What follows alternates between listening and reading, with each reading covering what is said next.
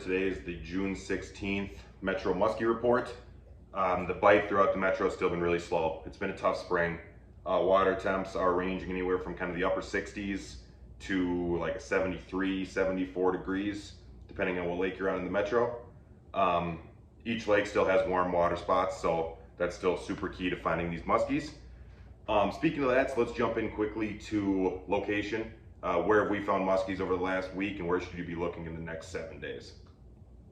Okay, so let's jump into a little bit of location. Where have we found muskies and caught muskies over the last week, and where should you kind of be looking in the upcoming week? So before we jump into that, I just want to quickly highlight this. This area right here is a prime spawning bay for muskies.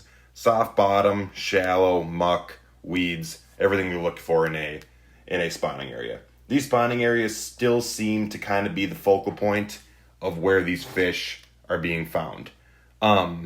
I'll switch this over here. We're not finding them in the bays anymore. Not in the numbers we were early in the season, the first week of the season. The areas that you're finding them now are relating to certain weed edges, and the open water bite is starting to pick up as well. And we'll cover both of those. So let's start with weed edges.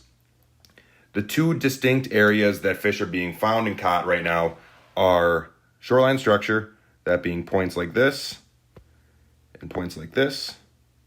And we have found fish kind of all over both of those, both being inside turns, on the sides, as well as around the points. You know, they're kind of set up all along these pieces of structure. The second area that you're going to want to look is corners leading into and out of these spawning bays. And what I mean by that is areas like this right here and this over here. These areas have been much more productive than what I'd say this area or the main part of the edge. I found that these corners are kicking out a lot more fish. Any inside turn that leads into or out of a spawning bay has really produced a lot of fish that are moving, even though they're still not quite participating in that figure eight. You're getting some fish out in the cast, and they're just seeing a lot of quality fish. Let's talk about open water, as the open water bite is starting to heat up. If I were to fish this particular area through open water, I would obviously either be trolling it or casting it. If I were to troll it, I would take kind of the obvious route. That being, basically, I would follow this break line, fish outside of this edge.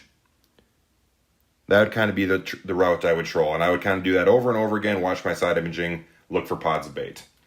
If I was a caster and I was looking for areas that I would expect there to be bait, there's a couple areas that I would key in on. Those areas would be kind of off the tips of the points,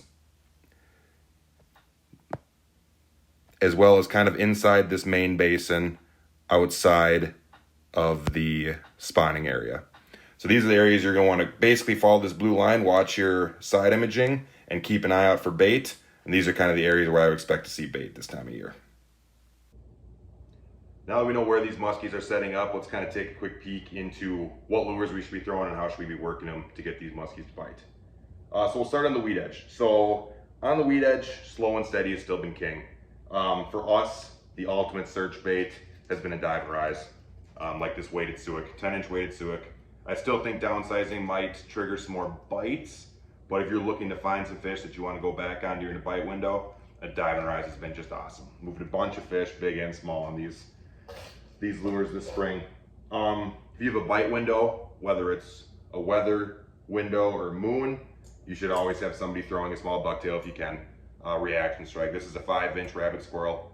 Caught a lure in this in Wisconsin early in the year, and it moved a handful of nicer fish using blades this spring. It's always good to have a reaction strike bait going. And lastly, we moved a bunch of fish on twitch baits. This is a 7-inch shallow raider. Just giving little 1-inch pops, you remove a bunch of fish on these. And I've actually heard of some folks getting bit on these as well. I have not got bit on these yet, but I've moved a bunch of fish. Let's transition to open water. Obviously, there's two ways you can go at open water. You can troll, you can cast. Let's start with trolling. I kind of got two examples of baits here that I'll be running when I go out trolling this evening in this heavy west wind. The first is a little bit bigger presentation. This is an 8.5-inch matlock with a big twisty tail off the back.